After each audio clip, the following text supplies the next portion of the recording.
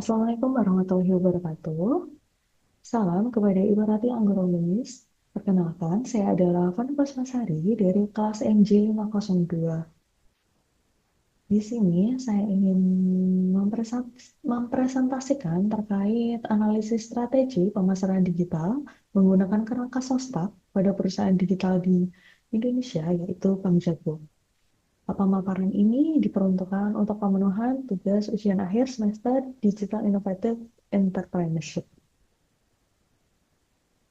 Pemasaran digital. Pengertian pemasaran digital sendiri adalah proses membangun dan memelihara hubungan dengan calon atau pelanggan melalui aktivitas online yang terukur dan interaktif untuk memudahkan pertukaran ide, produk, layanan menggunakan teknologi digital. Definisi ini menekankan elemen kunci, hubungan, interaksi, dan pengukuran. Kemudian, peran strategi pemasaran digital dalam mendukung keberhasilan bisnis digital adalah yang pertama, memberi arahan aktivitas pemasaran digital ke depan. Kedua, melibatkan analisis lingkungan, eksternal, dan kemampuan internal organisasi itu sendiri. Yang ketiga, menetapkan tujuan pemasaran digital yang selaras dengan tujuan pemasaran. Yang keempat, memilih opsi strategis untuk mencapai tujuan pemasaran digital dan menciptakan keunggulan kompetitif berkelanjutan.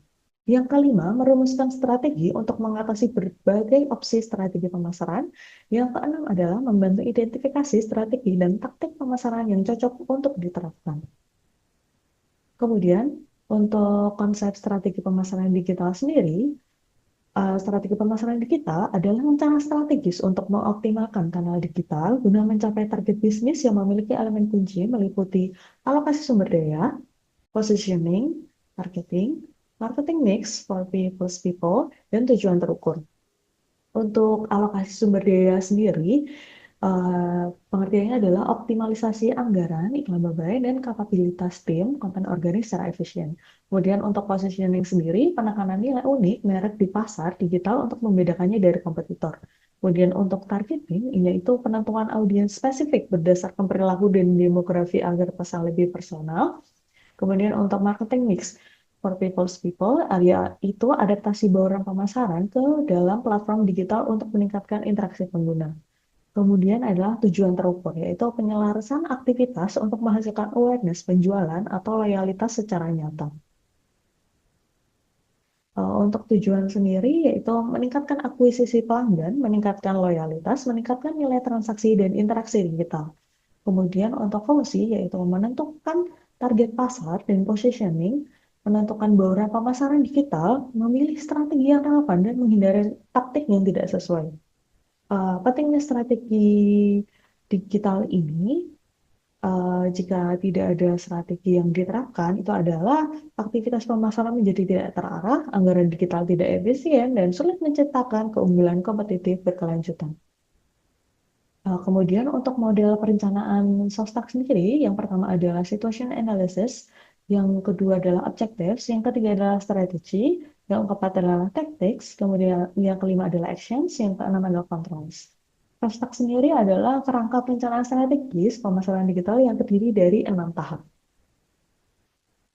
Untuk situation analysis sendiri atau analisis situasi meliputi demografi dan perilaku audiens, performa traffic dan engagement di media sosial, perangkat dan sistem operasi yang digunakan, halaman tujuan teratas, persentase kunjungan tunggal dan alur pengguna, kemudian kinerja dan taktik pesaing. Kemudian untuk objectives atau tujuan harus spesifik dan terukur, dapat dicapai dan relevan dengan kemampuan bisnis, dan memiliki batas waktu dalam pencapaian. Kemudian untuk strategi atau strategi, identifikasi pada target pasar baru yang bermanfaat, perbaikan strategi yang ada, serta indikator kinerja utama atau Key Performance Indicator atau KPI yang relevan. Kemudian untuk tactics atau taktik, berfokus pada jenis konten, rencana pembuatan, waktu publikasi, media penayangan, dan penyesuaian dengan segmen audiens.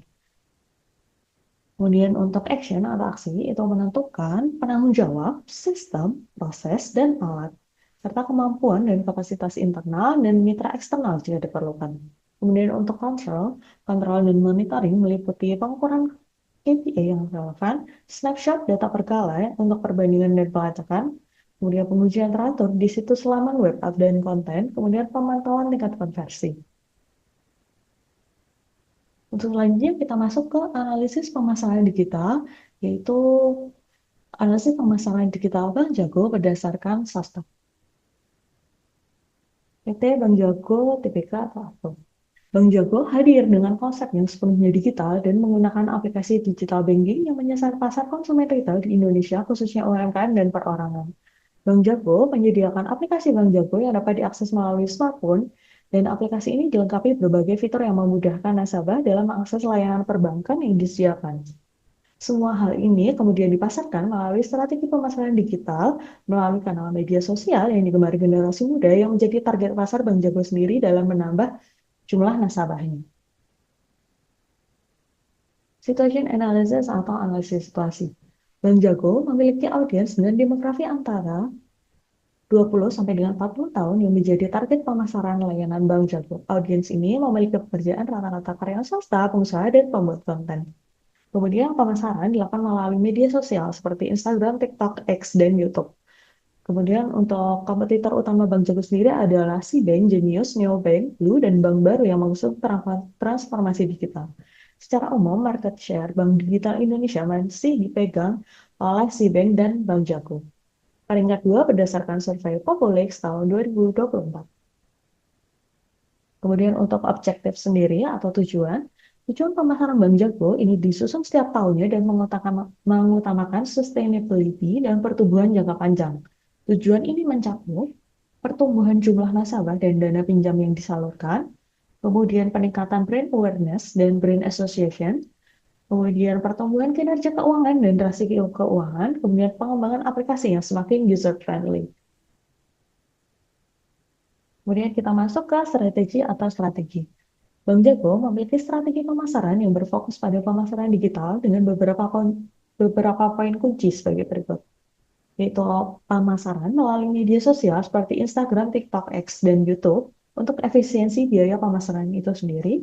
Kemudian kolaborasi dengan ekosistem turut berperan vital dalam kegiatan pemasaran Bank Jago untuk meningkatkan brand awareness dan brand association. Kemudian program kampanye pemasaran Bank Jago yang terarah secara strategis berhasil membuat Bank Jago semakin dikenal di mata masyarakat. Kemudian untuk taktik pemasaran yang dilakukan Bank Jago itu meliputi menggunakan kanal media sosial untuk meningkatkan brand awareness dengan tayangan edukasi, promo, dan pengenalan aplikasi Bank Jago melalui YouTube, TikTok, Threads, Instagram, dan X atau yang dulu disebut Twitter, dalam bentuk infografis, video, dan format lainnya yang meningkatkan engagement Bank Jago. Nah, untuk selanjutnya yaitu kolaborasi dengan berbagai partner fintech Indonesia untuk mendorong ekosistem perbankan digital Bank Jago seperti kolaborasi dengan Bibi, Tokopedia, Kredit Pintar, Stockbit, Gobis, GoPay, dan BFI Finance. Nah, untuk taktik pemasaran yang selanjutnya yaitu Bank Jago menginisiasi kampanye bagi audiens dan nasabah melalui media sosial berupa jargon dan program yang menyasar kalangan milenialis dan Gen Z serta kampanye yang berkolaborasi dengan partner ekosistem. Bentuk kampanye ini ditajamkan pada aspek financial education, brand awareness, financial flexibility, digital banking, dan social awareness. Kemudian untuk actions atau aksi, nah ini berupa kolaborasi Bank Jago, yaitu GoPay Tabungan by Bank Jago, kolaborasi Bank Jago dengan GoPay untuk memberikan layanan tabungan digital dalam bentuk GoPay Tabungan. Kemudian kolaborasi Bank Jago dengan Bibit dalam menyediakan layanan investasi yang dapat diatur dengan mudah melalui aplikasi. Kemudian Kantong Gobis, yaitu kolaborasi Bank Jago dengan Gobis dalam menyediakan rekening untuk bisnis terutama UMKM yang dipisahkan dengan rekening pribadi. Nah, kemudian kampanye ini juga dilakukan dengan Jago Berbagi, yaitu Bank Jago berkolaborasi dengan campaign.com memberikan kesempatan bagi anak muda untuk berdonasi tanpa uang dengan tantangan sederhana di aplikasi kampanye For Change. Kemudian, sesuai maumu, sesuai prinsipmu, yang menggabungkan fleksibilitas finansial dengan sejumlah layanan berprinsip syariah, sehingga generasi muda yang memiliki prinsip syariah juga dapat menggunakan layanan perbankan Bank Jago. Kemudian, atur uang sesuai maumu, yaitu menyasar kalangan mass affluent dan digital core, mengusung fleksibilitas dan inovasi khas Bank Jago dengan fokus pemberdayaan nasabah dan kebebasan finansial.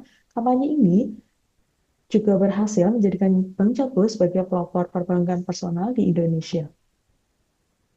Kemudian promo Bank Jago sendiri juga banyak nih ditawarkan melalui media sosial dan laman situsnya, meliputi seperti cashback dengan kartu debit Jago Visa, lalu kemudian cashback dengan kris Jago, kemudian diskon dengan kartu Jago, bonus dengan kartu Jago dan kris Jago, dan masih banyak lainnya.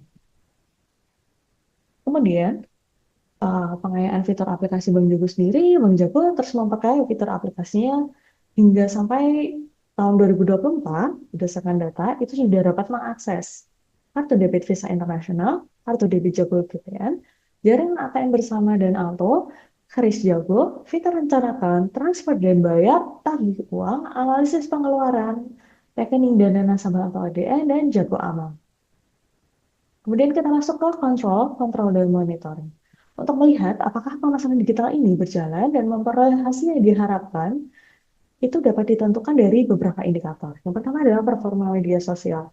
Di sini sudah ada perbandingan nih untuk followers, subscribers dengan engagement rate. Di sini ada Instagram, TikTok, X, dan kemudian YouTube. Lalu kemudian untuk brand awareness sendiri, berdasarkan survei internal Bank Jago, itu pada tahun 2022 menunjukkan brand awareness besar 53% dari total responden yang mengikuti survei. Kemudian, pada tahun 2024 diadakan survei Populix yang menunjukkan bahwa Bank Jago memiliki tingkat brand awareness sebesar 36% dan menempati peringkat kedua bank digital di Indonesia di bawah Citibank. Hal ini menunjukkan strategi pemasaran digital yang dijalankan oleh Bank Jago berhasil meningkatkan brand awareness Bank Jago di mata masyarakat. Kemudian, bisa kita lihat di sini terjadi penambahan nasabah dari tahun 2022, 2023, 2024. Kemudian kredit yang disalurkan pun juga semakin bertambah dari tahun 2022, 2023, dan 2024 sesuai dengan yang ditampilkan di presentasi. Kemudian untuk pengguna aplikasi sendiri juga setiap tahun terdapat penambahan dari 2022, 2023, dan 2024. Kemudian untuk dana pihak ketiga juga terjadi peningkatan dari tahun 2022, 2023, 2024. Keempat data yang ada kita bisa lihat terdapat kenaikan.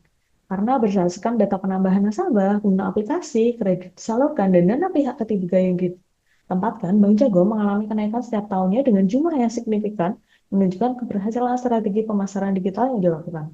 Bisa dilihat di sini untuk kenaikan dari untuk indikator penambahan nasabah dari 2022 ke 2023 itu terjadi kenaikan 45,71%, kemudian di tahun 2024 terjadi kenaikan 50%, kemudian untuk kredit disalurkan itu terjadi kenaikan 31,91% tahun 2023, kemudian terjadi kenaikan lagi di tahun 2024 sebesar 42,74%, kemudian pengguna pihak ketiga terjadi kenaikan di tahun 2023 yaitu sebesar 62%, kemudian pada tahun 2024 terjadi kenaikan lagi sebesar 49,38%. Kemudian untuk dana pihak ketiga itu terjadi kenaikan pada tahun 2023 sebesar 45,95%, kemudian terjadi kenaikan lagi sebesar 55,84%. Kenaikannya cukup signifikan. Kemudian dapat dilihat pada rasio keuangan di sini, strategi pemasaran digital terbukti efektif yang mana dibuktikan melalui evaluasi setiap tahunnya yang mana menghasilkan kinerja keuangan yang meningkat setiap tahunnya dengan rasio utama yang meningkat pula. Yaitu NPL yang menurun setiap tahunnya menunjukkan penyaluran kredit yang baik. Kemudian untuk ROA, Return on Assets, dan ROE, Return on Equity, yang meningkat setiap tahunnya menunjukkan kinerja keuangan yang baik. Kemudian untuk BOPO, biaya operasional pendapatan operasional yang menurun menunjukkan efisiensi biaya dalam memperoleh pendapatan.